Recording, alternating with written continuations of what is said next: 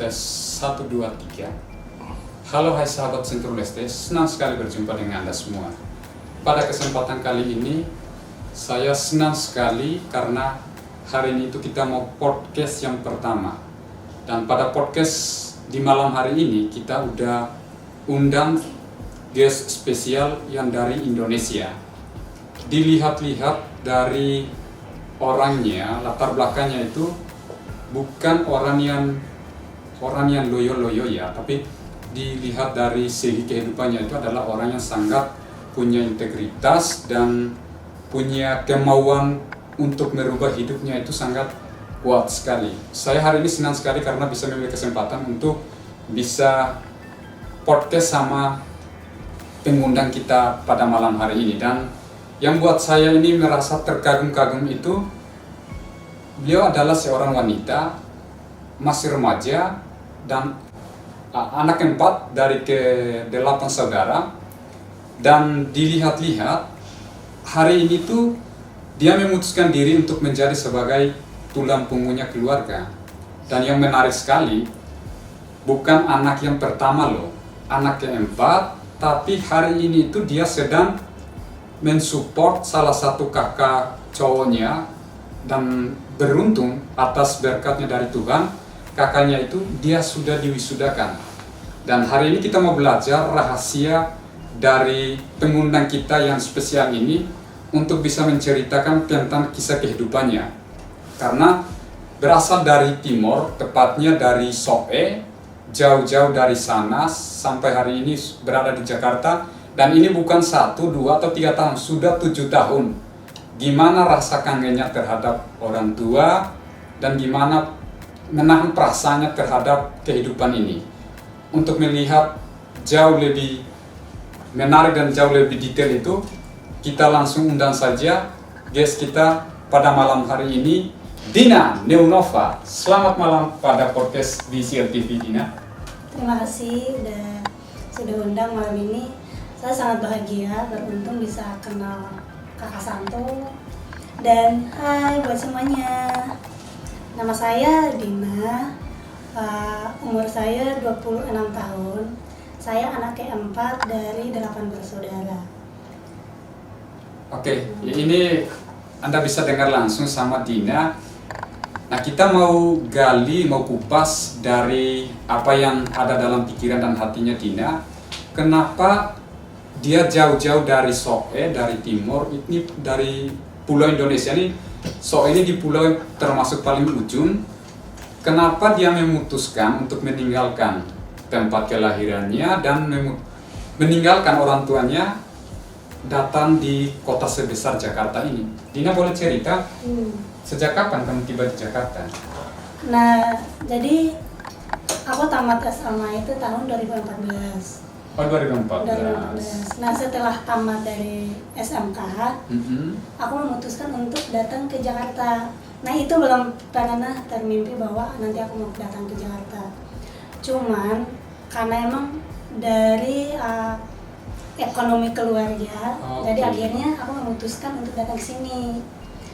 Nah, di situ aku merasa bahwa kalau aku tetap kerja di Kupang, jadi di sana kan pendapatan masih minim lah ya. Jadi aku memutuskan. Boleh tahu kalau di Kupang itu upah minimnya berapa? Nah, kalau masih UMR-nya. UMR kalau untuk S1 itu cuma 1,5, itu paling minimal kalau S1. Tapi kalau masih SMK itu yang paling minimnya itu 400 ribu. Untuk SMA-nya. Untuk SMA-nya. Nah, ini teman-teman semuanya, Anda bisa bayangkan, ini negara Indonesia, negara besar, memang jumlah penduduknya juga 250 juta. Ini adalah angka yang memang benar sekali, angka yang besar. Di beberapa pulau itu UMR-nya masih sangat kecil. Makanya Dina itu memutuskan untuk datang di Jakarta ini demi bisa mencukupi pendapatan untuk bisa menafkahi dirinya dan menafkahi keluarganya. Dan satu hal yang saya merasa sangat kagum sekali sama kamu itu, pada berarti 2015. Dari pertengahan 2015. Pertengahan 2015. Nah, bayangkan pertengahan 2015 itu berarti usia Dina masih berapa itu? Itu pas mau 20 tahun itu. Nah, pas 20 tahun. 20 tahun memutuskan untuk membantu ibunda dan ayandanya, dan paling menarik sekali itu dia mensekolahkan kakak cowoknya. Rahasia apa, Din? Kamu juga sebenarnya masih remaja. Mestinya itu kamu yang bermimpi untuk bisa sekolah dan dapat dukungan dari orang tua atau dari kakak. Kok ini sebaliknya? Itu alasan apa kamu memutuskan seperti itu? Jadi sebenarnya itu menjadi salah satu motivasi buat saya bahwa saya cewek, tapi yang aku rencana untuk sekolahin kakak itu emang dari penghasilan ekonomi papa sama mama nggak memungkinkan. Jadi aku di sini kerja sambil tabung selama kerja 1 tahun nih. 1 tahun aku niat untuk sekolahin kakak. Jadi aku berpikir bahwa kalau sekolahin kakak, dan itu kakak yang pertama laki-laki, tapi dia anak ketiga. Nah, kalau misalnya aku sekolahin kakak, berarti otomatis dia akan mengangkat derajat keluarga gitu. Berarti impiannya itu memang untuk masa depannya Dina berkaitan dengan sekolah mungkin menunda dulu. Iya, betul. Mensupport dulu kakak yang cowok. Setelah itu kalau pendidikannya dia sudah wisuda, nanti cari kerjanya otomatis pendapatannya kan akan gede. Iya, akan besar. Nah, dari situlah dia bisa mensupport like keluarga, dan Dina juga bisa cari jalan lain untuk bisa sekolah atau kerja di tempat yang lain, gitu ya. Nah, ini Din, menarik sekali karena memang Anda usianya itu sangat muda ketika menginjak kaki di kota sebesar Jakarta ini. Waktu keluar dari sana apa sendirian ke sini atau ada yang antar? Jadi di sana jadi kakak aku tuh tinggal di asrama. Di asrama, dan ada temannya itu mau datang nih ke Jakarta, ya udah sekalian diajak. Jadi aku juga mau, intinya yang di pikiran aku sekarang itu intinya saya ke Jakarta. Jadi yang aku pikir itu ke Jakarta pasti kerja dan penghasilannya di sana memang besar. Nah, itu tujuan aku datang ke Jakarta itu kerja buat ngumpulin uang. Oh, berarti udah berpikir duluan ya? Ya, betul. Memang dalam kehidupan ini apa yang kita pikirkan terus-menerus itulah yang akan terjadi. Seperti hukum tabur tuai ya. Betul. Apa yang kita menabur itulah yang kita akan tuai. Nah, Dina ini kan di sana udah menabur, hanya menabur aja keinginan, kemauannya itu kepengen kerjanya di kota besar seperti Jakarta ini biar bisa menafkahi. Nah, aku mau kepengen dengar cerita darimu. Kan usia masih sangat muda, keluar dari sana, apa ada pesan khusus dari ibu atau dari bapak? Pesan apa yang disampaikan dari orang tua sehingga kamu itu berani memutuskan salah satu tindakan yang sebenarnya itu tidak semua remaja itu berani mengambil keputusan seperti itu? Boleh ceritakan itu? Nah, ini menarik nih pertanyaannya. Jadi kalau kakak Acoma tahu, sebenarnya aku datang di sini tanpa pengetahuan kedua orang tua. Tanpa pengetahuan orang tua. Yang tahu itu kakak aku yang ketiga. Oh, dia tahu. Yang aku kuliah ini tuh. Jadi kenapa aku datang tanpa sepengetahuan orang tua? Karena yang pertama pasti dilarang. Apalagi aku seorang perempuan gitu. Betul. Nah, emang udah komitmen sama diri sendiri bahwa tujuan aku datang ke Jakarta itu untuk kerja, nabung uang buat sekolahin kakakku. Iya. Gitu. Jadi kalau misalnya nanti dia udah selesai, otomatis aku nggak berpikir bahwa nanti ada pembalasan budi buat aku nggak pikir sampai di situ. Intinya apa yang saya buat ke saudara, keluarga, mungkin otomatis aku nggak tahu kayak 10 tahun ke depan atau 5 tahun ke depan apa yang nanti aku dapat dari keluarga atau kakak gitu. Iya. Ini ini lebih menarik lagi ya. Jauh-jauh dari Soe, dari Pulau Timur, bagian NTT, masuk ke kota sebesar Jakarta ini tanpa pengetahuan dari orang tua lagi. Itu adalah sesuatu yang sangat menarik sekali dan patut kita banggakan ya, sama seorang remaja yang usianya masih sangat muda tetapi mengambil keputusan yang sangat kuat untuk bisa memperjuangkan demi impiannya. Nah, orang tua biasanya melarang itu kan memang dalam kehidupan manusia secara sosialnya itu kebanyakan, mohon maaf ya, khususnya untuk perempuan, ketakutan dari ibunda, dari ayanda, dari keluarganya itu kan takutnya nanti bandel-bandel sama kawan-kawan perempuan yang lain. Tetapi rahasia dari Dina ini sangat menarik sekali, dan Dina memutuskan diri sebagai orang yang kokoh dan orang yang benar-benar ingin memperjuangkan kepada impiannya. Nah, kita mau dengar cerita dari Dina. Pas ketika sudah menginjak kaki di kota besar Jakarta ini, apakah langsung dapat pekerjaannya? Nah, ini betul juga nih. Jadi yang pertama aku datang ke Jakarta ini, aku 3 bulan nih nggak kerja. 3 bulan jadi kerja. Masih cari kerja itu udah, Iya. masih lamaran, terus nanya teman-teman. Jadi selama 3 bulan aku tinggal di luar baru bisa kerja. Nah, berarti ini aku pengen tahu, 3 bulan nggak kerja, kamu keluar dari sana itu, kalau boleh tahu ya, kamu bawa uang seberapa jumlahnya sehingga kamu bisa bertahan di sini sampai 3 bulan? Apakah ada keluarga yang support? Atau ada teman-teman yang membantu ketika kamu masih belum dapat kerjaan? Ada teman. Oh, ada teman Jadi yang banyak membantu. awal aku datang, ada teman-teman yang ada beberapa teman yang udah aku kenal, dan tahun pas aku datang 2017 itu baru aku kenal sama saudara-saudara aku yang ada di Cibubur, di Keranggan. Nah itu masih satu keluarga sama papaku. Oh, berarti saudara. Jadi awalnya aku kerja yang tahun 2015 itu, selama 2 tahun itu aku kerja sebagai PRT. Jadi PRT itu sebagai asisten rumah tangga. Nah, tahun 2017-nya itu baru aku kerja di marketing. 2017 kerja di marketing. Itu. Jadi kenapa pasti teman-teman bertanya, kok dia bisa mau tuh kerja sebagai asisten rumah tangga?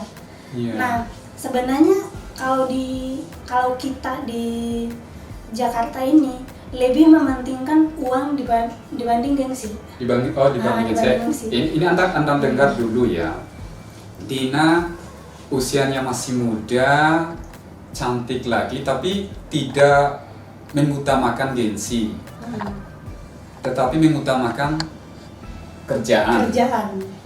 Karena melalui kerjaan itu otomatis akan dapat uang dan bisa mensupport dalam kehidupannya baik sendiri maupun untuk keluarga. Ya, betul. Nah, kan biasanya anak-anak remaja, apalagi di usia seperti Dina, kebanyakan itu kan mereka itu hidup bersosialisasi atau bergaul dengan teman-temannya. Bahasa yang paling curhat ini kan remaja, pasti curhatnya sama, oh saya punya pacar A, B, C, naksir sama A, B, C. Tetapi kamu tidak mengutamakan itu, tetapi malah mengutamakan pekerjaan. Betul. Nah, apa yang mendorong kamu sehingga mau menunda masa remajanya, tetapi mengutamakan tentang kehidupan? Apa yang memotivasi? Jadi yang memotivasi aku itu lebih ke keluarga sih. Keluarga. Papa sama mama. Oh, papa ya sama. Jadi aku datang di sini emang tujuannya untuk mengangkat derajat keluarga gitu. Jadi keluar dari kemiskinan. Karena aku di sana kan tinggalnya di desa ya sama orang tua. Dan di sana juga listrik juga belum masuk. Betul. Jadi yang itu yang memotivasi saya bahwa aku perempuan, berarti aku bisa. Yeah. Jadi saya nggak memandingkan bahwa dia laki-laki jadi harus bisa sendiri, no. Tapi saya perempuan, saya juga bisa gitu. Jadi sudah menjadi salah satu komitmen buat saya bahwa apapun yang aku kerjain intinya dapat duit. jadi uang aja. Jadi lebih udah deh buang-buang gengsi. Intinya kamu dapat uang, yang harapan terbesar itu sekarang adalah kamu. Jadi orang tua harapan terbesar itu adalah. Ini rahasia tersendiri ya dari seorang Dina Neunova yang punya komitmennya kuat terhadap kehidupannya. Nah, tadi kan kamu bilang pas keluar dari Soe, itu orang tua tidak tahu tentang kamu itu mau berangkat ke Jakarta.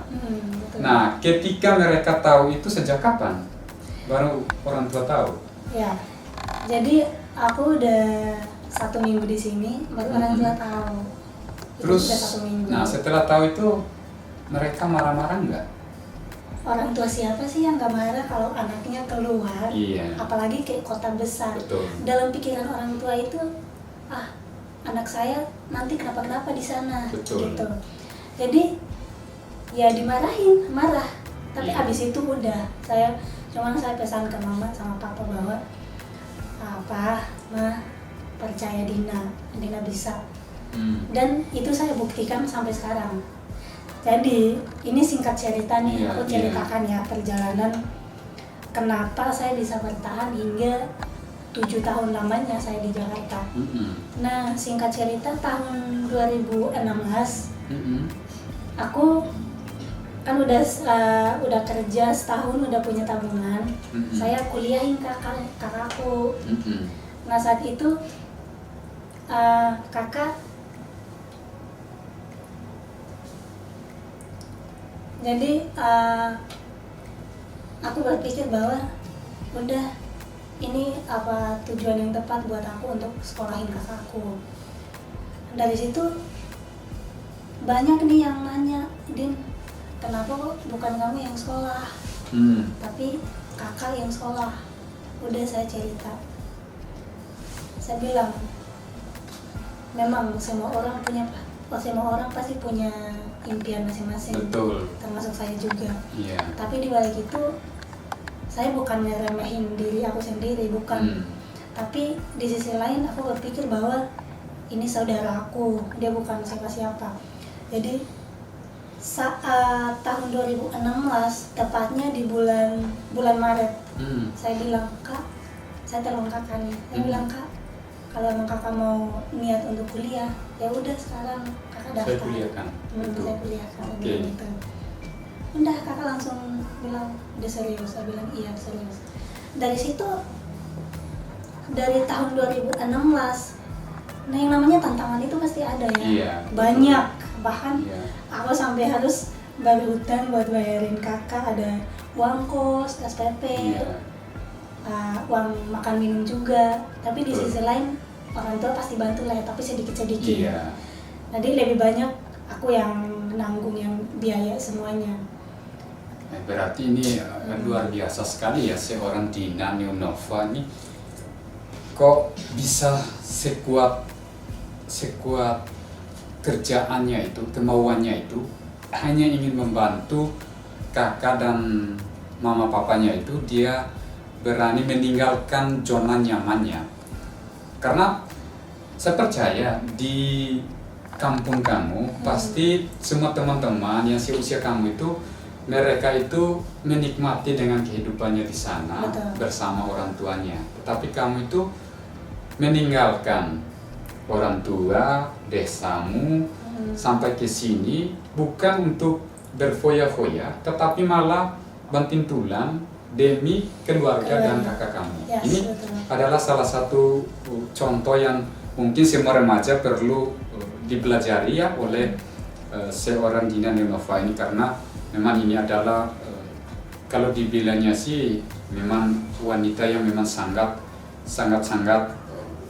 patut untuk dicontohi atas komitmen dan kerja kerasnya.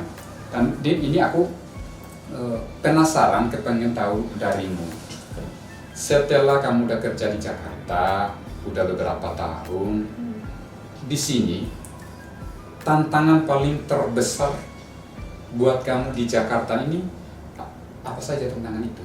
Yang paling kamu ingat sangat benar dan kamu itu punya rencana, suatu ketika aku kepengen untuk tantangan seperti itu tidak terulang lagi dalam hidup saya? Apa kamu punya cerita tersendiri tentang tantangan itu?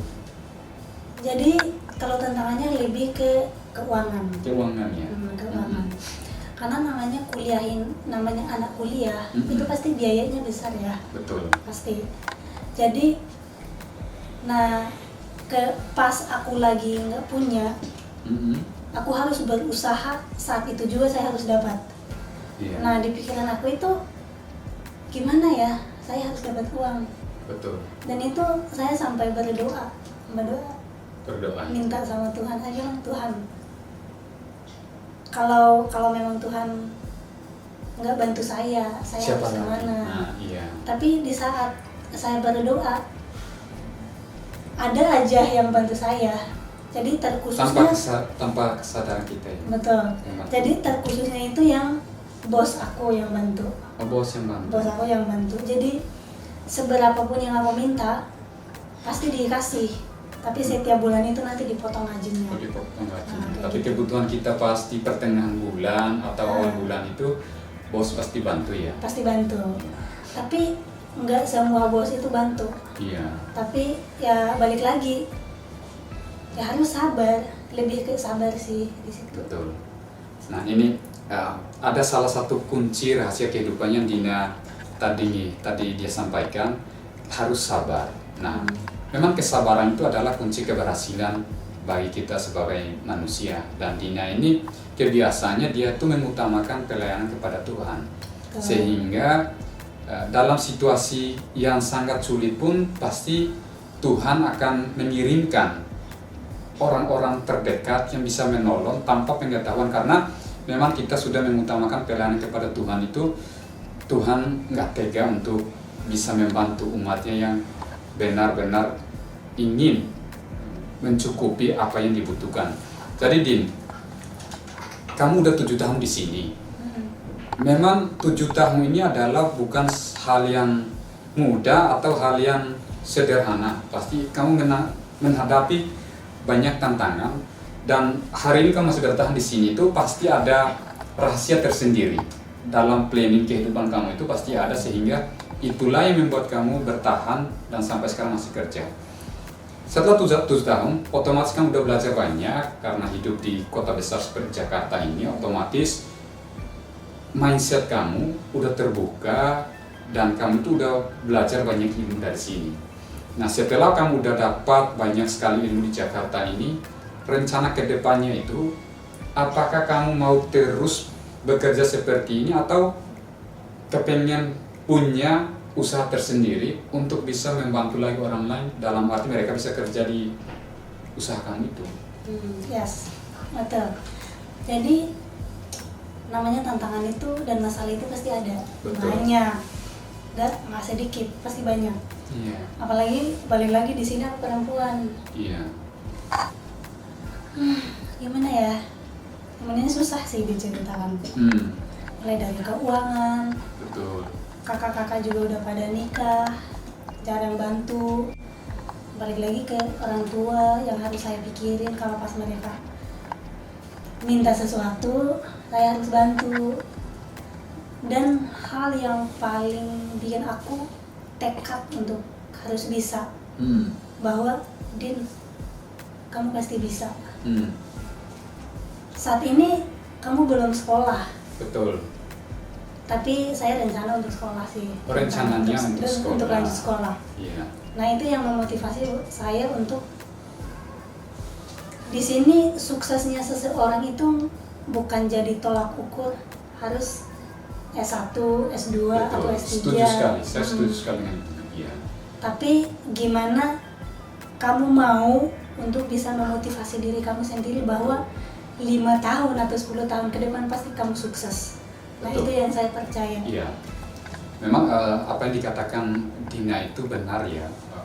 Sukses bukan tolak ukur dari pendidikan formal kita. Karena kalau kita lihat dari aspek kehidupan ya, hari ini tuh orang-orang terkaya dunia kan memang sebenarnya orang yang drop out seperti Bill Gates, Mark Zuckerberg, termasuk Steve Jobs. Mereka itu orang-orang terkaya tapi pendidikannya itu nggak seperti yang sarjana ataupun S2, S3. Bukan berarti kita menjeleki sekolah ya, tapi kembali lagi kepada kita. Sebesar apa impian kita, sekuat apa kita mau belajar dan berjuang, ya, itulah yang akan merubah hidup kita. Jadi Betul. seperti yang dikatakan Dina, rencananya mau sekolah lagi. Nah, rencana mau sekolah, apakah kalau nanti kamu sekolah sudah ada orang yang siap untuk membantu kamu dalam sekolahmu itu? Atau kamu sendiri mau membagikan waktu belajar plus sekolah? Apa rencanamu? Jadi di sini saya mau rencana untuk sekolah, tapi dari keuangan aku nggak mau merepotkan siapapun termasuk orang tua. Iya. Jadi sekarang itu lebih ke utamakan kerja, simpan uang buat sekolah. Tapi di sisi lain ada kakakku juga yang bantu. Nah itu jadi satu support system buat aku bahwa kakak aku siap bantu di situ. Oh, kakak yang siap bantu. Yang aku kuliahin. Iya, berarti kamu udah punya plan tersendiri ya. Yes. Nah, plan tersendirinya udah punya. Berkaitan dengan plan kamu itu, karena di dalam beberapa buku yang saya baca ya, nah kita kalau sudah punya rencana, otomatis kita akan berjuang untuk menuju ke rencana kita itu, game plan kehidupan kita itu. Jadi butuh yang namanya kejelasan, karena pada kehidupan ini kalau kita sudah memiliki kejelasan dalam hidup, goal kita, target kita, kalau sudah jelas, otomatis kita itu akan menuju ke sana, karena memang begitu. Soalnya di kehidupan ini kan tergantung planning kita itu tersendiri.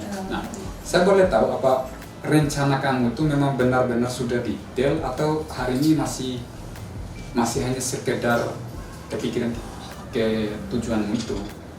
Kalau rencanamu udah betul, gini, oh saya mau sekolahnya 2022 atau 2023. Saya kepengen dengan cerita dari maksudnya tentang planning kamu itu. Jadi planning aku sekarang ini 3 tahun dari sekarang aku kumpulin duit. Oh, udah mulai kumpulin 3 tahun ya? Kumpulin duit dari 3 tahun dari sekarang. Nah, jadi itu yang bikin aku termotivasi untuk saya sekolah bukan karena mau cari harus punya gelar, no. Tapi aku sekolahnya cari ilmu. Cari ilmu. Karena saya merasa bahwa ilmu saya itu masih kurang gitu. Nah itu yang bikin aku, udah deh kamu sekolah, cari ilmu aja nih gitu. Nggak perlu harus kayak, udah aku ada gelar S1, jadi gelar S1, jadi harus menyombongkan diri atau apa, enggak. Tapi sekarang lebih kayak, aku mau harus pengen cari ilmu sih.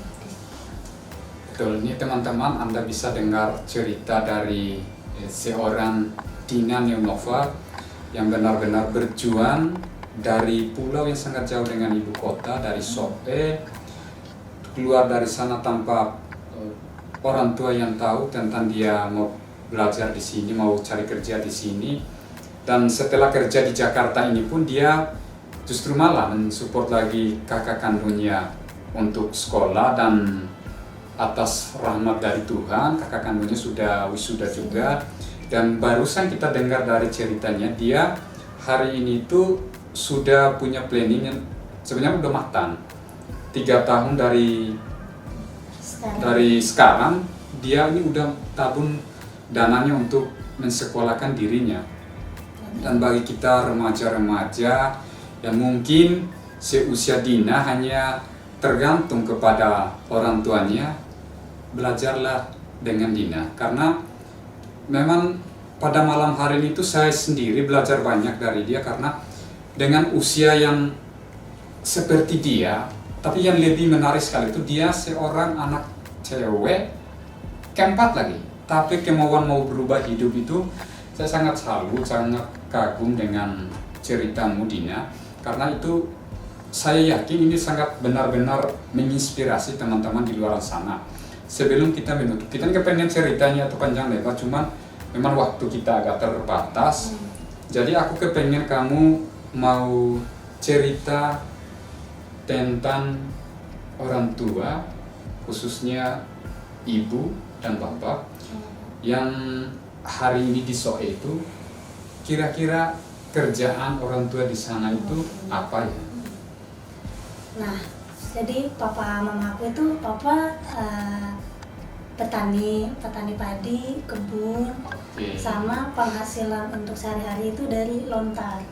Dari Jadi lontar. gula air gitu, Oke. gula air sama gula, kalau bahasa Kupangnya itu gula batu, gula merah.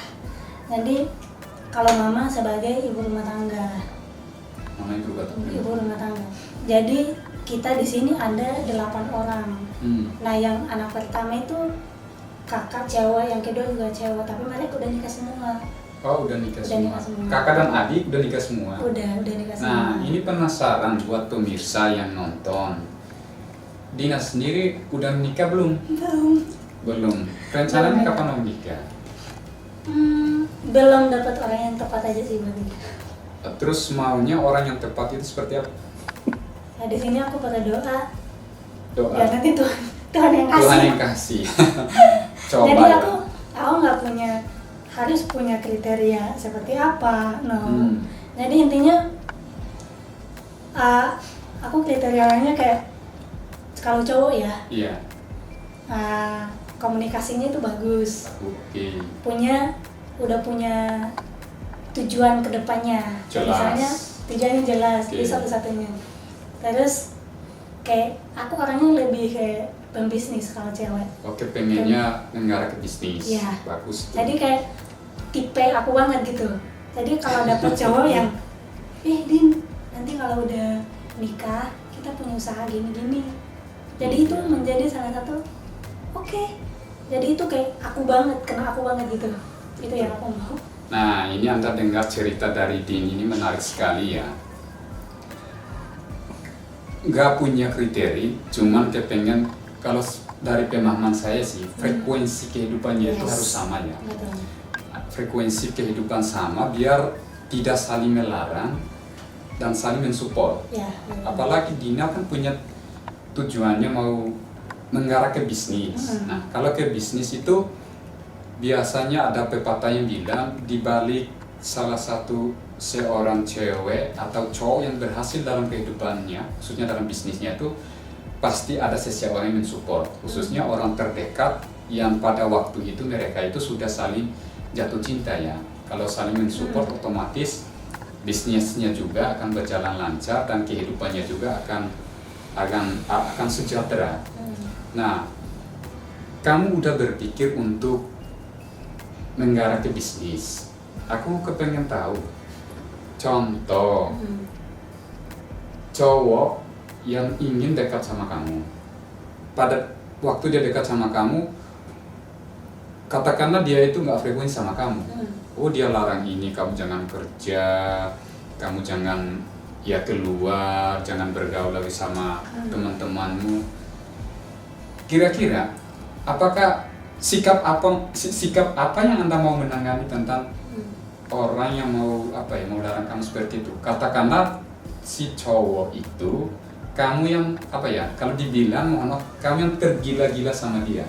Tetapi sikapnya dia malah mau menghambat semua impian kamu. Keputusan apa yang kamu mau ambil? Apakah mau adaptasi? Apakah mau meninggalkan? Atau mau jalan hidupnya sendiri-sendiri? Jadi buat teman-teman nih, kalau cewek ya, jangan mau kalau cowok itu melarang. Maksudnya oke, kalau kalian punya impian masing-masing, punya harapan untuk kedepannya setelah menikah, ini pesan aku. Kalau nggak satu frekuensi sama kalian, tinggalkan. Saya bilang tinggalkan. Kalau dia belum komitmen sama dirinya sendiri, gimana dia mau komitmen sama kamu? Betul. Gitu ya. Nah, oke, lanjut. Lanjut ya. Jadi selama 7 tahun aku di Jakarta, mungkin bagi sebagian orang, apalagi orang-orang kampung nih, yang mereka berpikir bahwa wah Dina di sini udah sukses ya. Jadi mereka hanya lihat mulai dari penampilan, dia jalan-jalan kemana, sama siapa, makan apa. Itu yang mereka nilai. Berarti mereka sudah berpikir bahwa Dina udah sukses di sana. No. Jadi masalah yang kita hadapi itu banyak banget. Betul. Jadi jangan menilai orang dari luarnya aja, harus tahu perjuangannya dia itu kayak bagaimana. Apalagi kayak masih muda tapi udah nggak berpikir bahwa oh saya masih muda, saya pengen senang-senang dulu. Tapi di sini balik lagi, semua perempuan itu punya prinsip, punya komitmen sendiri. Betul. Di situ. Setuju. Sama balik lagi yang untuk memotivasi saya di sini lebih ke orang tua. Jadi bukan pasangan, bukan teman-teman atau orang-orang terdekat. Ini lebih ke memotivasi saya untuk orang tua. Karena tujuan saya datang di sini karena saya ingin mau untuk merubah orang tua saya. Ya, berarti Dina punya alasan tersendiri ya. Perjuangannya dia itu bukan untuk dirinya sendiri tetapi untuk orang tua. Jadi kalau dibilangnya itu hot buttonnya Dina ini kepengen orang tuanya itu kecukupan, dalam arti kebutuhannya apa harus sesuai apa yang mereka mau, itu Dina siap untuk lengkapi kebutuhannya dari orang tua ya. Ini adalah sesuatu yang sangat luar biasa sekali dari salah satu seorang Dina Neonova. Kalau dibilang ini adalah Wonder Woman karena memiliki pertama karakter, sikap, impian dan kemauan mau merubah itu sangat luar biasa sekali ya. Menarik sekali pada malam hari ini, cuman waktu kita Din, atas nama tim dari CEO TV ini kita mengucapkan terima kasih yang sebanyak-banyaknya kepada Dina. Tetapi sebelum kita menyelesaikan podcast kita malam hari ini, mungkin Dina punya pesan khusus kepada ibunda dan ayahanda di Soe atau keluarga yang berada di kampungmu. Jika ada pesan khusus, monggo coba sampaikan pesan kepada mereka biar ketika mereka dengarkan ceritamu itu pasti bukan hanya satu atau dua, kita percaya beberapa teman-teman khususnya perempuan yang seusia kamu itu di sana mereka juga bisa belajar, dan kalau mereka ke Jakarta ini pun orang tuanya tidak perlu curiga, tidak perlu cemas, dan pasti mereka berpikir dalam pikiran positifnya bahwa anaknya itu akan seperti Dina. Jadi silakan berikan pesan yang khusus kepada orang tua dan kepada keluarga yang ada di kampung di Soe itu. Papa sama Mama, di sini Dina cuma minta dukungan buat support sama dukung Dina. Dan selama 7 tahun saya di sini, Tuhan itu ada buat saya. Saya percaya Tuhan tidak pernah meninggalkan Dina. Amin. Dan yang memotivasi saya di sini, semua orang pasti punya masalah, yang terutama kayak soal hubungan asmara, salah jalan juga. Tapi saya motivasi buat teman-teman semua yang ada di sana, please ingat sama Tuhan, ingat orang tua, ingat Tuhan juga, jangan lupa Tuhan, selalu berdoa bahwa tujuan kita perempuan itu masih sangat panjang. Dan saya di sini bukan tulang punggung keluarga. Saya di sini hanya datang untuk mencari uang, bantu orang tua, bantu adik-adik. Jadi buat teman-teman, jangan menilai saya yang bilang wah Dina udah sukses. Enggak seperti itu. Jangan menilai orang dari luarnya, tapi kalian harus memantau cerita kehidupannya itu bagaimana. Tapi saya bersyukur untuk malam ini udah ketemu sama Kakak Atsu. Jadi menjadi pelajaran bagi saya buat cewek-cewek yang masih muda.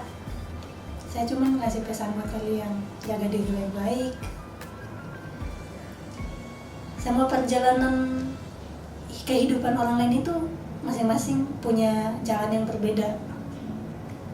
Tapi harus ingat juga sama orang tua, adik-adik. Ya, mungkin itu sih pesan buat aku. Dan kejarlah impian kalian.